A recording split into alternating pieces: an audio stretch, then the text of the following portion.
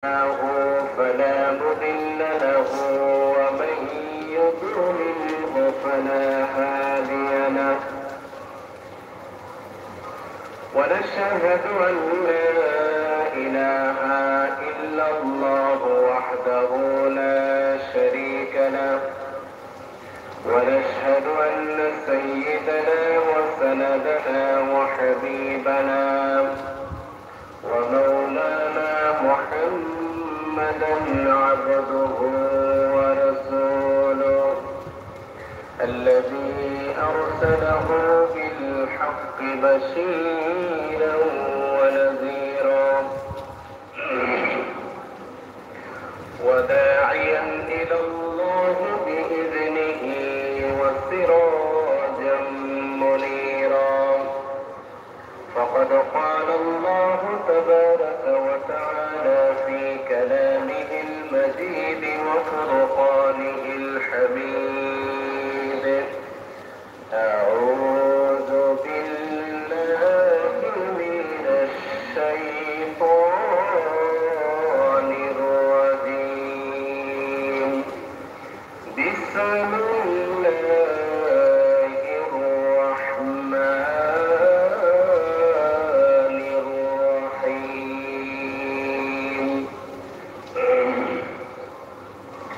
إن الله وملائكته يصلون على النبي يا أيها الذين آمنوا صلوا عليه وسلموا تسليما اللهم صل على محمد وعلى آل محمد كما صليت على إبراهيم وعلى آل إبراهيم إنك حميد مجيد اللهم بارك على محمد وعلى آل محمد كما باركت على إبراهيم وعلى آل إبراهيم إنك حميد مجيد উপস্থিত সম্মানিত মুসলিয়ান কেরাম, মহান আল্লাহ রাব্বুল আলামিনের দরবারে শুকর আদায় করি যে মহান আল্লাহ তাআলা আমাদেরকে পবিত্র জুমার নামাজ আদায়ের জন্য আল্লাহ তাআলার পর মসজিদে আসার এবং বসার তৌফিক দান করেছেন। এজন্য সকলের দিক থেকে শুকর আদায় করি, বলি আলহামদুলিল্লাহ। হযরত ইব্রাহিম আলাইহিস সালামের গুরুত্ব আমাদের শরীয়তের মধ্যে, শরীয়তে মুহাম্মদীর মধ্যে অপরিসীম। যেমন আমরা নামাজের মধ্যে বলি এই দুরুদে ইব্রাহিম আল্লাহুম্মা সাল্লি আলা আল্লাহুম্মা বারিক আলা, এই যে দুরুদ পড়ি, দুরুদ সম্পর্কে অনেক দুরুদ রয়েছে। এই সবগুলো দুরুদের মধ্যে বলা হয়েছে দুরুদে ইব্রাহিমই হচ্ছে সর্বোত্তম দুরুদ। তারপর ইব্রাহিম আলাইহিস সালামের আরেকটি সুন্নত হচ্ছে আমাদের শরীয়তে মুহাম্মদীর মধ্যে কুরবানি। আর আমরা যে মুসলমান, এই নামটা রেখেছেন হযরত ইব্রাহিম আলাইহিস সালাম, ওয়া সাম্মাকুমুল মুসলিমিন। ইব্রাহিম আলাইহিস সালাম ওনার বংশে আমাদের নবী মুহাম্মদ রাসূলুল্লাহ সাল্লাল্লাহু আলাইহি সাল্লামের জন্ম। এজন্য ইব্রাহিম আলাইহিস সালামের গুরুত্ব শরীয়তে মুহাম্মদীর মধ্যে অপরিসীম। হযরত ইব্রাহিম আলাইহিস সালাম যখন হযরত সারা আলাইহিস সালামকে বিবাহ করে তিনি ফিলিস্তিন গিয়ে স্থায়ীভাবে বসবাস শুরু করলেন। দীর্ঘদিন অতিবাহিত হওয়ার পর কোন সন্তানাদি না হওয়াতে তিনি হযরত হাজরা আলাইহিস সালামকে বিবাহ করেন। হাজরা আলাইহিস সালামের ঘরে একজন পুত্র সন্তানের জন্ম হয়, তিনি হচ্ছেন হযরত ইসমাঈল আলাইহিস সালাম। আল্লাহ রাব্বুল আলামিন ইব্রাহিম আলাইহিস সালামকে আদেশ করলেন শিশু পুত্র ইসমাঈল এবং হাজরা আলাইহিস সালামকে মক্কায় নিয়ে নির্বাসন দিয়ে আসলেন। তিনি সেখানে নিয়ে রেখে আসলেন। এইভাবে হযরত ইসমাঈল আলাইহিস সালাম যখন একটু বড় হলেন, বড় হওয়ার পর একদিন হযরত ইব্রাহিম আলাইহিস সালাম স্বপ্নে দেখেন আল্লাহ রাব্বুল আলামিন ওনাকে আদেশ করতেছেন কুরবানি করার জন্য। উনি 100 উট কুরবানি করলেন। পরের দিন আবার স্বপ্নে দেখলেন তিনি আরো 100 উট কুরবানি করলেন। তারপর আল্লাহ তাআলা আদেশ করলেন তুমি তোমার প্রিয় বস্তু কুরবানি করো। এখানে মুফাসসিরিনে কেরামগণের মধ্যে ইখতিলাফ রয়েছে। কেউ কেউ বলেন এখানে আল্লাহ তাআলা প্রিয় বস্তু মেনশন করেছে, আবার কোন কোন মুফাসসিরিনে কেরামগণ বলেন যে না, আল্লাহ তাআলা সরাসরি ইসমাঈল আলাইহিস সালামকে কুরবানি করার জন্য আদেশ করেছেন। ওনাদের দলিল হচ্ছে কোরআনুল কারীমের আয়াত। ইব্রাহিম আলাইহিস সালাম স্বপ্ন দেখে তিনি জেরুজালেম থেকে মক্কার উদ্দেশ্যে রওনা হলেন। মক্কাতুল মুকাররমায় এসে পৌঁছালেন। শিশুপুত্র ইসমাঈল আলাইহিস সালামকে ডাকলেন, ডেকে বললেন ফালাম্মা বালাগা মা'হু السعي قال يا بني إني أرى في المنام أني أذبحك فانظر ماذا ترى। হে প্রিয় বৎস, আমি স্বপ্নে দেখেছি তোমাকে কুরবানি করতেছি, এখন বলো এই ব্যাপারে তোমার অভিমত কি? যারা বলেন সরাসরি আল্লাহ ইসমাঈল আলাইহিস সালামকে কুরবানির হুকুম করেছেন, ওনাদের দলিল হচ্ছে এই আয়াত। এখানে আল্লাহ তাআলা বলেছেন ইব্রাহিম আলাইহিস সালাম ওনার ছেলে ইসমাঈল আলাইহিস সালামকে বলতেছেন বৎস আমি স্বপ্নে দেখেছি তোমাকে কুরবানি করতেছি। তিনি সরাসরি ইসমাঈল আলাইহিস সালামকে কুরবানি করার কথা তিনি স্বপ্নে দেখেছেন। আর নবীদের স্বপ্ন ওহী, নবীদের স্বপ্ন কি? ওহী। এখন বলো তোমার অভিমত কি? তিনি বলেন সাতাজিদুনি ইনশাআল্লাহু মিনাস সাবিরিন। বাবা, আপনাকে যা আদেশ করা হয়েছে আপনি তা পালন করুন, নিশ্চয় আপনি আমাকে ধৈর্যশীলদের মধ্য থেকে পাবেন। হযরত ইব্রাহিম ইসমাঈল আলাইহিস সালামের তখন বয়স কি ছিল? কোরআনের ভাষায় তিনি যখন পিতার সাথে চলাফেরা করার মতো বয়সে উপনীত হন। পিতার সাথে চলাফেরা করার মতো বয়স, এর দ্বারা কেউ কেউ বলেন তখন ওনার বয়স ছিল 7-8 বছর। আর কোন কোন মুফাসসিরিনে কেরামগণ বলেন না, ইসমাঈল আলাইহিস সালাম যে জবাব দিয়েছেন ওনার এই জবাবগুলো শুনলে মনে হয় ওনার বয়স আরো একটু বেশি ছিল, 13 থেকে 16 এর মধ্যে।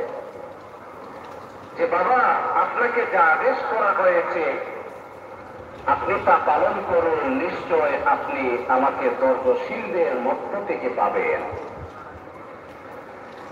এখানে ইসমাঈল আলাইহিস সালাম ওনার জ্ঞানের পরিচয় দিয়েছেন যে বাবা নিশ্চয় এটা অনেক বড় মহৎ কাজ, আর এই পৃথিবীতে মহৎ কাজ করেছেন আল্লাহ পাকের অনেক মাহবুব বান্দারা। যে সমস্ত আল্লাহ পাকের মাহবুব বান্দারা আল্লাহ তাআলাকে সন্তুষ্টিমূলক কাজ কর্ম করে আল্লাহ তাআলা সন্তুষ্টি অর্জন করেছেন। আল্লাহ চাহেন তো ইনশাআল্লাহ, আল্লাহ চাহেন তো আপনি আমাকে তাদের মধ্যে থেকে পাবেন। অর্থাৎ আল্লাহ যদি চান তাহলে আপনি তাদের মধ্য থেকে একজন আমাকে পাবেন। হযরত ইব্রাহিম আলাইহিস সালাম ইসমাঈল আলাইহিস সালামকে নিয়ে রওনা হলেন। মিনার প্রান্তরে যখন পৌঁছে গেলেন ফালাম্মা আসলামা ওয়া তাল্লাহু লিলজাবিন বলা হয় ওপারের উভয় পার্শ্বকে। উভয় পার্শ্ব যখন ইসমাঈল আলাইহিস সালামকে মাটির সাথে লাগাইলেন, অর্থাৎ এর থেকে বোঝা যায় তিনি উপর করে শুয়াইলেন।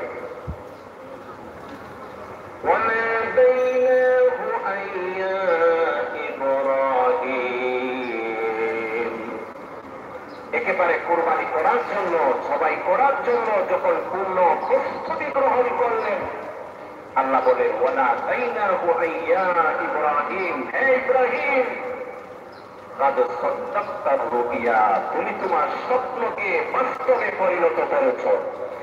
ইন্না কাযালিকা নাজজিল মুহসিনিন, এইভাবে আমি আল্লাহ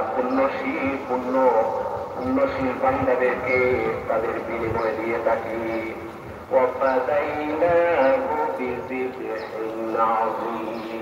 এর পরিবর্তে ইব্রাহিম আলাইহিস সালামের পরিবর্তে আল্লাহ রাব্বুল আলামিন জান্নাত থেকে একটি দুম্বা পাঠালেন, যে দুম্বার শিংগুলো খুবই সুন্দর ছিল, চক্ষুগুলি খুবই সুন্দর ছিল। আল্লাহ রাব্বুল আলামিন ইব্রাহিম আলাইহিস সালাম যখন ইসমাঈল আলাইহিস সালামকে কুরবানি করার জন্য পূর্ণ প্রস্তুতি গ্রহণ করলেন, আল্লাহ সুবহানাহু ওয়া তাআলা জিবরীল আলাইহিস সালামকে ডাক দিয়ে বলেন, হে জিবরীল, তুমি জান্নাত থেকে একটি দুম্বা নিয়ে ইব্রাহিম আলাইহিস সালামের ছুরি ইসমাইলের গলা কাটার পূর্বেই তুমি সেখানে গিয়ে উপস্থিত হয়ে যাও। হযরত জিবরাইল আলাইহিস সালাম বলে, আমার তখন ভয় হচ্ছিল, না জানি আমি পৌঁছার আগে ইব্রাহিম আলাইহিস সালাম ইসমাইলের গলা কেটে ফেলেন। এজন্যই তিনি আসমান জমিনের মধ্যবর্তী স্থান থেকেই তিনি আওয়াজ দিলেন, আল্লাহু আকবার। এই আওয়াজ শুনে ইব্রাহিম আলাইহিস সালাম তিনি উপরের দিকে তাকালেন, এই মরু প্রান্তরে আমি এবং আমার ছেলে ব্যতীত আর কেউ নেই, কে আল্লাহু আকবার বলে আওয়াজ দিল। তখন তিনি উপরের দিকে তাকাইলেন, দেখেন হযরত জিবরাইল আলাইহিস সালাম জান্নাত থেকে একটি দুম্বা নিয়ে এসেছেন। সুবহানাল্লাহ। তারপর ইব্রাহিম আলাইহিস সালাম হযরত ইসমাঈল আলাইহিস সালামের এর পরিবর্তে জান্নাতি দুম্বা তিনি কুরবানি করলেন। এর থেকেই কুরবানির প্রচলনটা শুরু হয়েছে। হযরত যায়েদ ইবনে আরকাম রাদিয়াল্লাহু তাআলা আনহু থেকে বর্ণিত, তিনি বলেন, আল্লাহর রাসূলকে প্রশ্ন করা হলো, ইয়া রাসূলুল্লাহ মা হাযিহিল আযাহিয়ু, কুরবানি কি?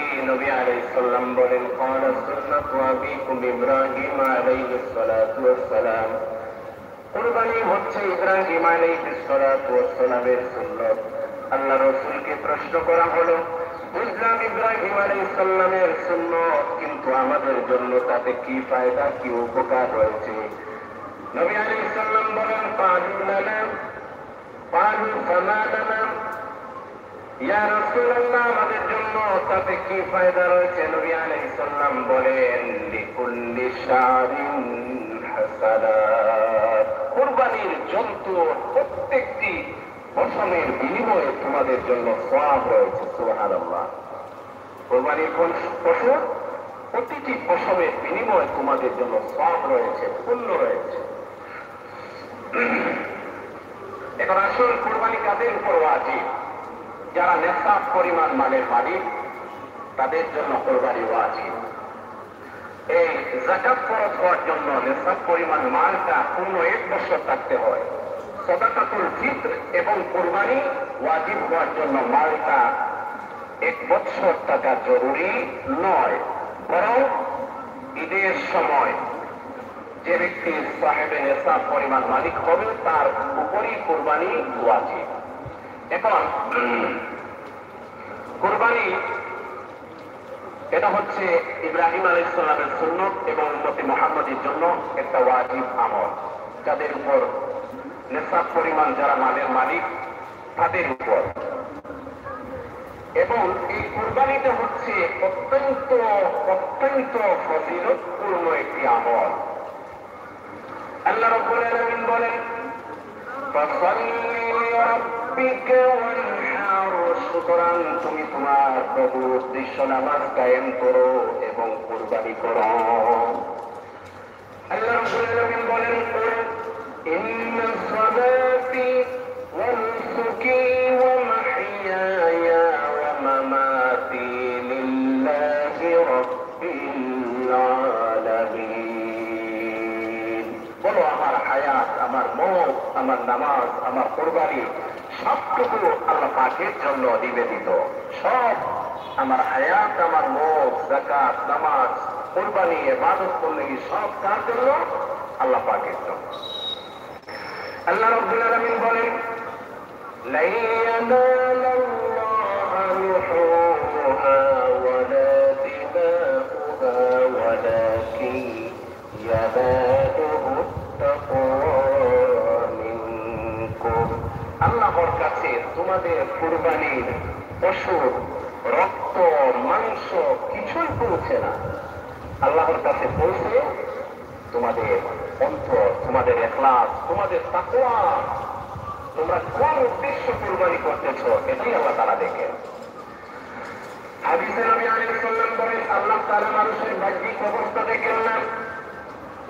তিনি ইন্নাল্লাহা লা ইয়ানজুরু ইলা সুওয়ারিকুম, আল্লাহ তাআলা মানুষের বাহ্যিক অবস্থা দেখেন না, তিনি মানুষের অন্তর দেখেন, মানুষের নিয়ত দেখেন। আপনি কোন উদ্দেশ্য কুরবানি করতেছেন আল্লাহ পাক সেটাই দেখেন। এজন্য কুরবানির ক্ষেত্রে এটা খুবই জরুরি, খুবই জরুরি।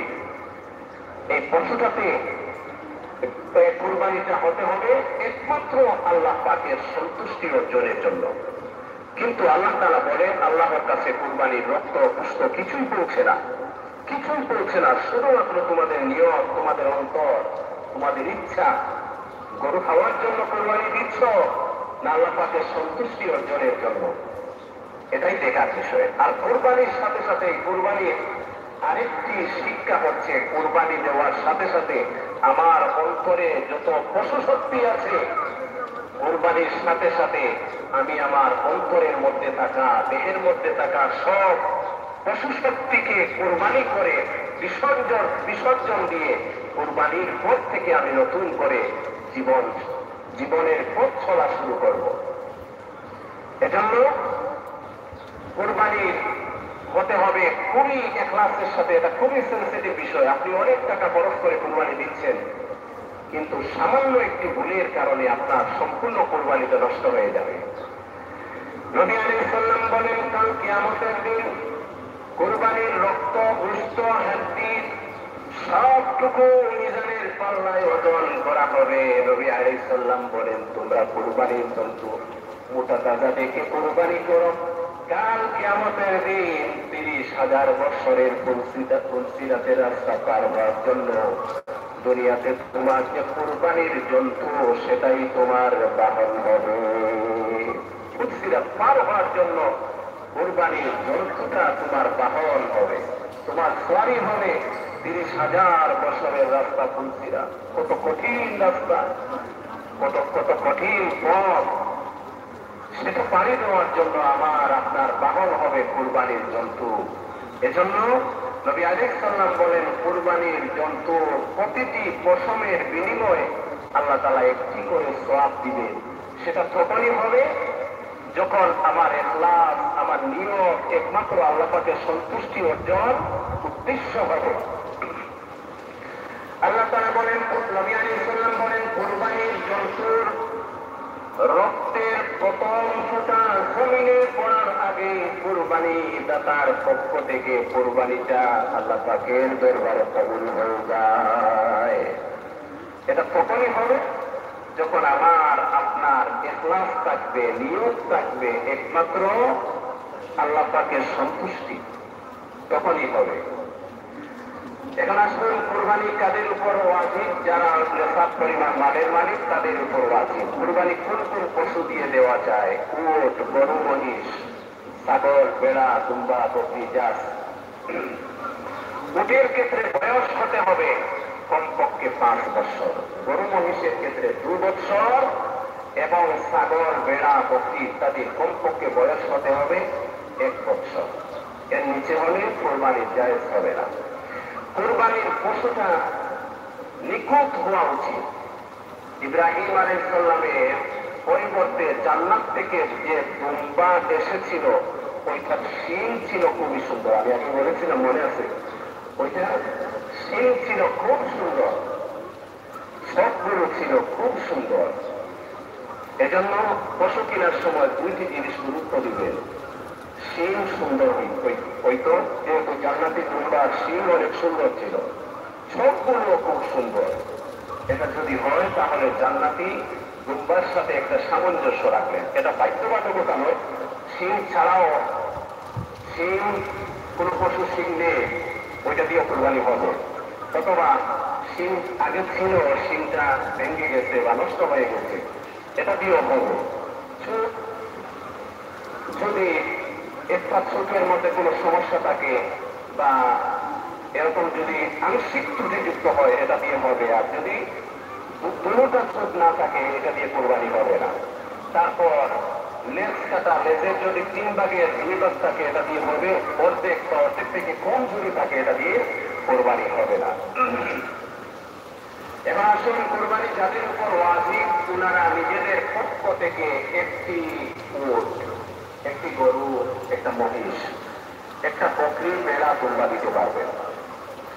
তবে ছাগল, বকরি, ভেড়া, দুম্বা ইত্যাদিতে একজন মানুষ ওনার পক্ষ থেকে দিতে পারবেন। এখানে 2 জনের পক্ষ থেকে দেওয়ার কোনো সুযোগ নেই, ছাগলটা যত বড়ই হোক না কেন।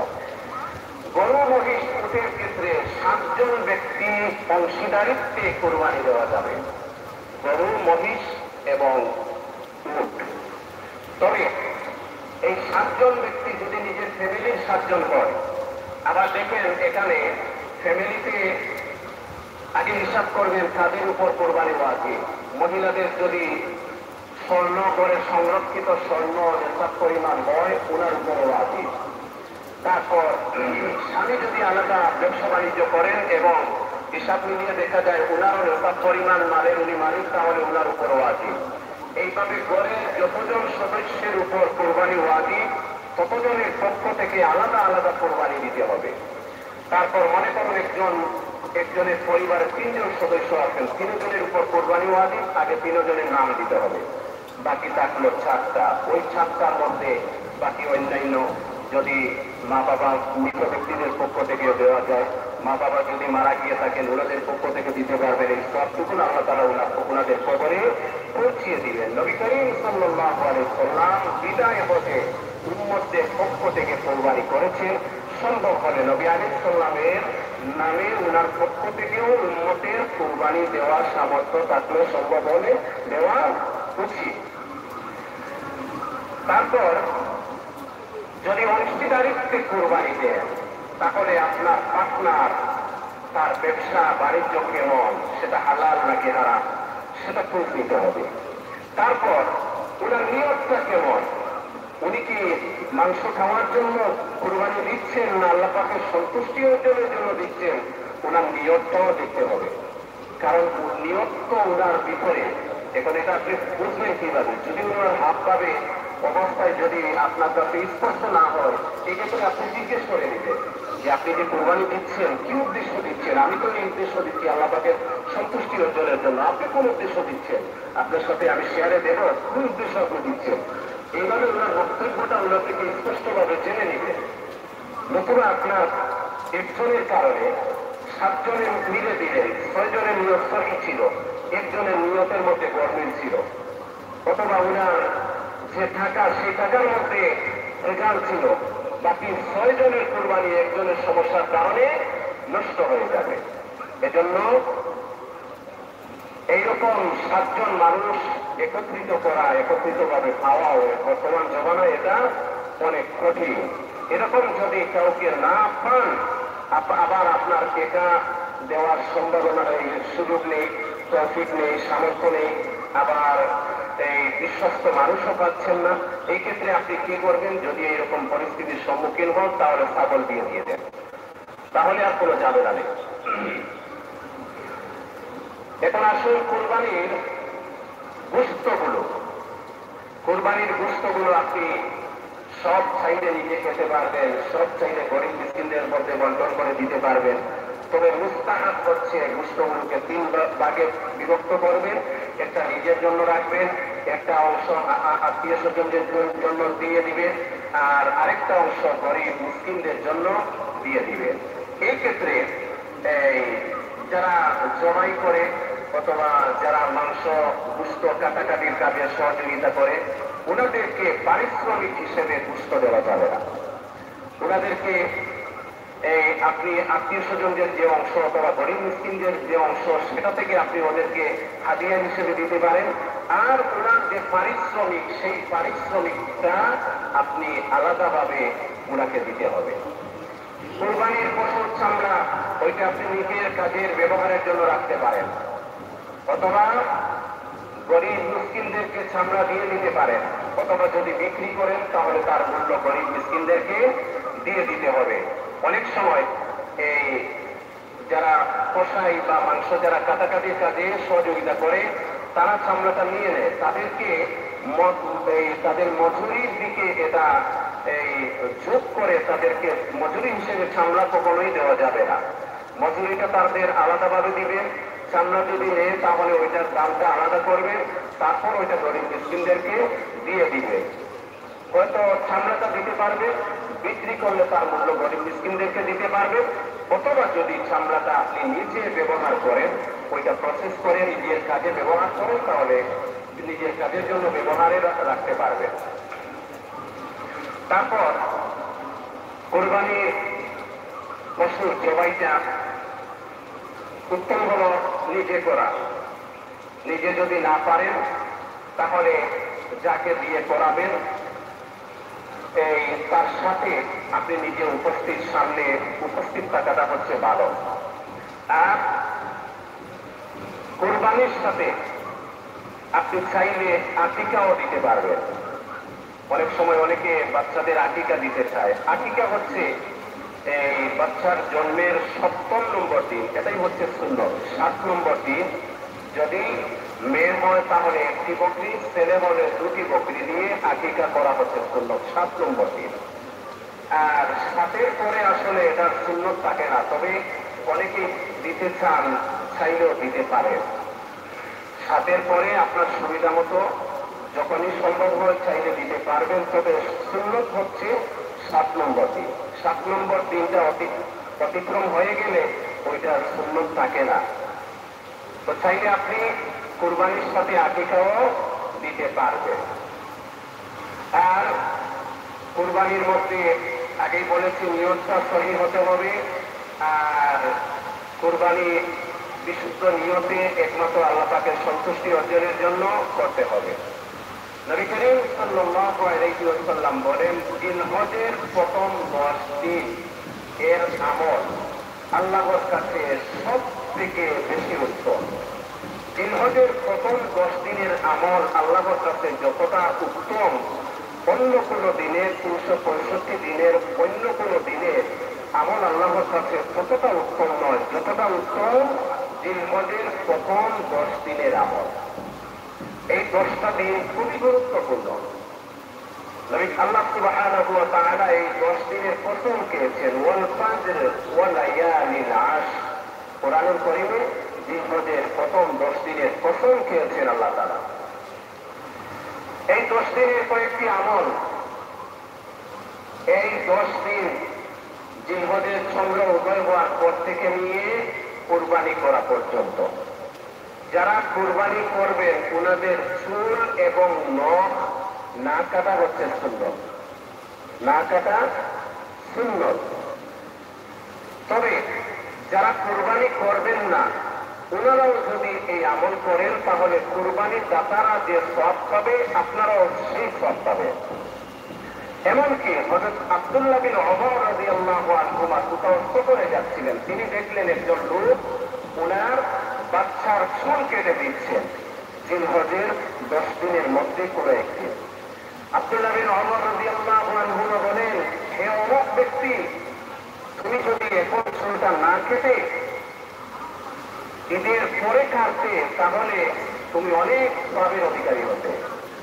তাহলে বোঝা গেল আব্দুল্লাহ বিন ওমর রাদিয়াল্লাহু আনহুমার এই উক্তি থেকে ওই সময়ের মধ্যে বাচ্চাদেরও চুল এবং নখ না কাটাটা উত্তম।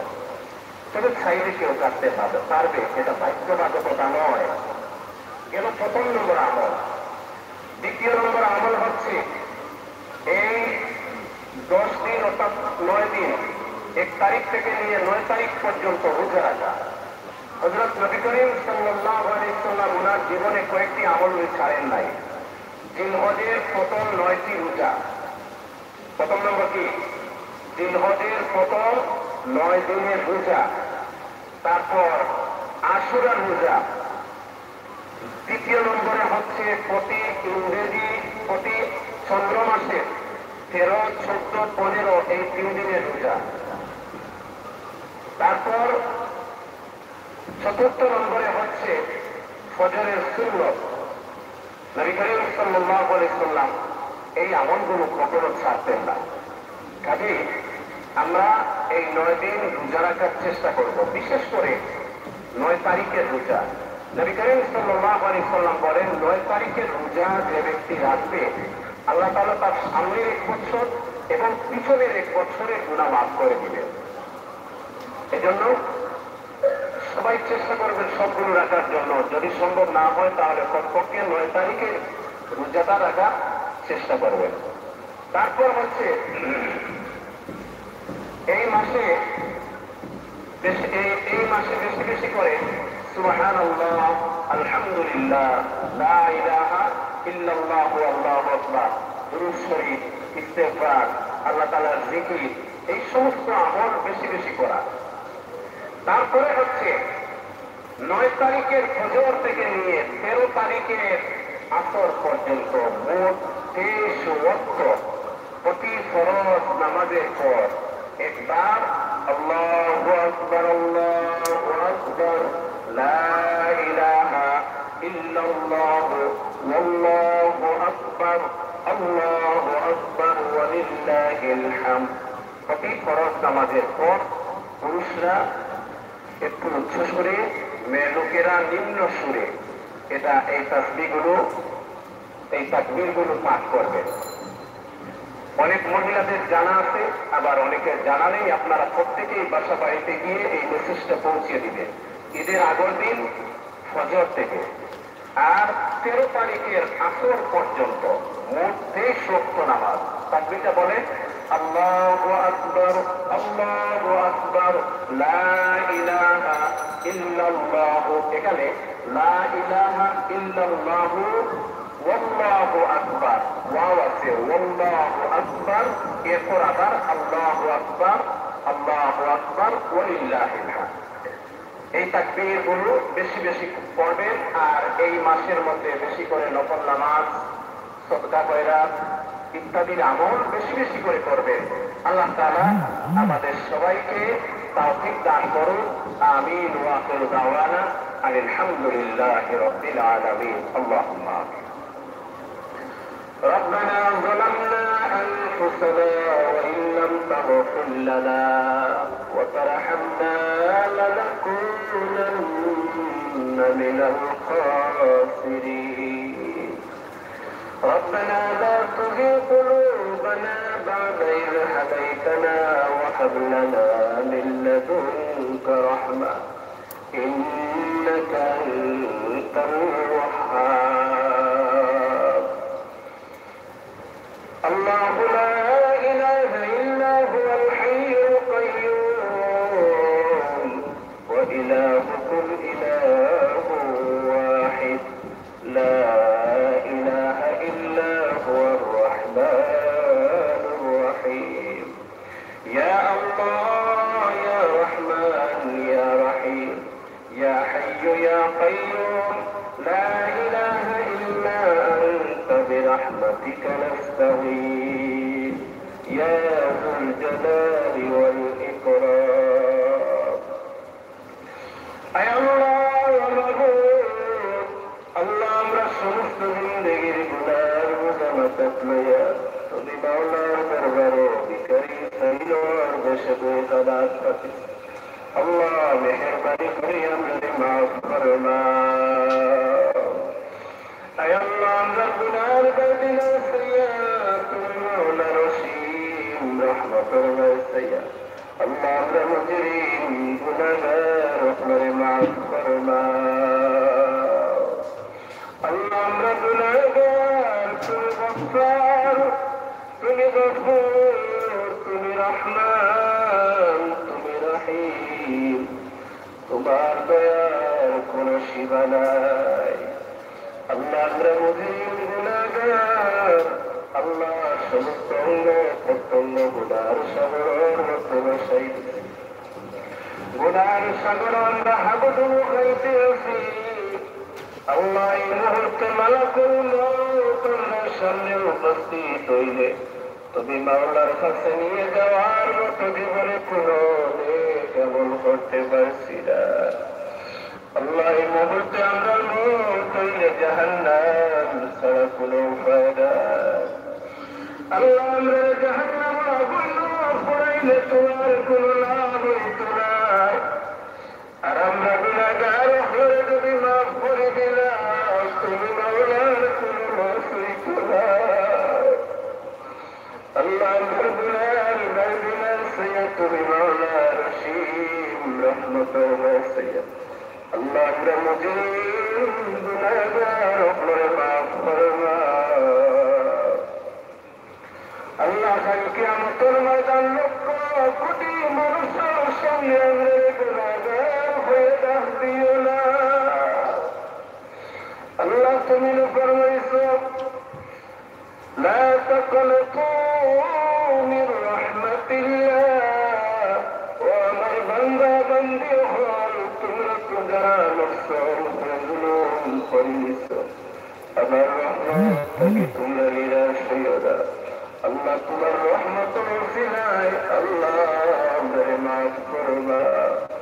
আয় আল্লাহ তুমি ফরমাইছো ইযা সাআলাকা ইবাদি আন্নী ফাইন্নী করিব উজিবু দাওয়াতাদ দাঈ ইযা দাআন। আল্লাহ তুমি ফরমাইছো তুমি আল্লাহর নিকটে যখন তোমার ডাকবো তুমি আমরা ডাকে সাড়া দিবে। আল্লাহ আল্লাহ আল্লাহ মাফ ফরমাও। আল্লাহ তোমার মকবুল গোলামি নসিব ফরমাও। আল্লাহ যারা কুরবানি করা নিয়ত করছে আল্লাহ একমাত্র তুমি মাওলার সন্তুষ্টি অর্জনের লাগি কুরবানির তৌফিক দান ফরমাও। আয় আল্লাহ तमाम দুনিয়ার মুমিনাত ফরমাস ফরমাও। আয় আল্লাহ আমরা মা বাবা নানা নানি দাদা দাদি খানদানের तमाम মুর্দেগান আপনারে মাফ ফরমাও, জিন্দা আপনারে হেদায়েত নসিব ফরমাও। আল্লাহ এই মুহূর্তে আমরা পক্ষ থেকে শোনার মদিনায় অসংখ্য বাড়িতে দুরূদ এবং সালাম কালিয়া করছি। আল্লাহ তোমার যত বান্দা বান্দি আপনারে তোমার বাড়ি দাওয়াত করছো সবাই হজ্জে মবরুর জিয়ারতে মকবুল নসিব ফরমাও। আল্লাহ তাআলার লগে আমরা গুনাহগার আপনারে মাফ ফরমাও। আল্লাহ তাআলার দোয়ার সাথে আমরা গুনাহগার আপনার দোয়াও কবুল করিলাম। আয় আল্লাহ যারা তোমার বাড়ি জিয়ারত করছেন বারবার যাওয়ার তৌফিক দান ফরমাও। আল্লাহ যারা গেছেন না আল্লাহ জীবনে একবার হইলেও তোমার বাড়ি জিয়ারতের তৌফিক দিও। আল্লাহ আমাদের ইহরামের কাপড় না ভিন্দাইয়া আয় আল্লাহ তুমি কাপড় করাইও না রব্বুল আলামিন। আল্লাহ আমরা অভাবী অপরাধে দূর ফরমাও। আল্লাহ মুসিবত দাদা আপনার মুসিবতকে দূর করো, পেরেশান ওয়ালা আপনার পেরেশানিকে দূর ফরমাও, হাজতমন্দ ওয়ালা আপনার হাজাতের পূর্ণ ফরমাও। আয় আল্লাহ আমরা तमाम হাজাত হমারে পূর্ণ ফরমাও। আল্লাহ আমরা রাস্তাঘাট আপনারে শিখাইয়া দেও। আল্লাহ আমরা পক্ষে তুমি আল্লাহ কল্যাণের ফয়সালা ফরমাও। সব ধরনের কল্যাণ থাকি জানমালের ক্ষতি থাকি আল্লাহ আমরা হেফাজত ফরমাও রব্বুল আলামিন। আল্লাহ আমরার মধ্যে যারা অসুস্থ আল্লাহ আমরার পরিবারের মধ্যে যারা অসুস্থ আল্লাহ তোমার দারুল শিফা থেকে শিফা দান ফরমাও। আল্লাহ আমরা হায়াত আমলের রিজকের মধ্যে খৈর বরকত দান ফরমাও। আল্লাহ মেহেরবানি করে আমরা দোয়া কবুল ফরমাও। আল্লাহ আমাদের পরিবার ও কর্মদের শান্তি দান ফরমাও।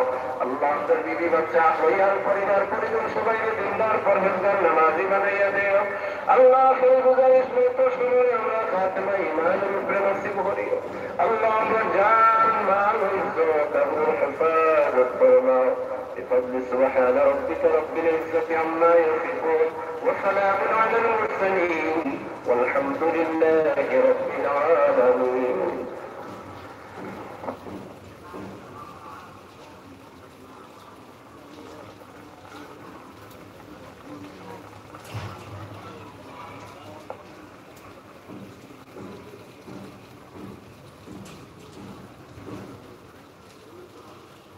বাথরুমে গেট লাগানো।